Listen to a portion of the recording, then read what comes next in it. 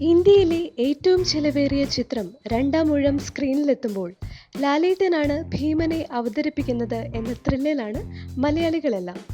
സ്വാഭാവികമായി ദ്രൗപദിയായി എത്തുന്ന നായികാ കഥാപാത്രം ആരായിരിക്കും എന്ന ചർച്ചകളും നടക്കുന്നു. ആകാംക്ഷകൾക്ക് വിരാമമിട്ടുകൊണ്ട് ഐശ്വര്യ റായോ മഞ്ജു വാര്യരോ ആയിരിക്കും ദ്രൗപദിയായി എത്തുക എന്നാണ് വാർത്തകൾ. ഇതുവരെ അന്തിമ തീരുമാനം എടുത്തിട്ടില്ലെങ്കിലും പ്രതീക്ഷകളേറെയാണ് ഈ വാർത്ത നൽകുന്നത്. രണ്ട് പ്രമുഖ നടിമാർ കൂടി ചിത്രത്തിന്റെ ഭാഗമാകും.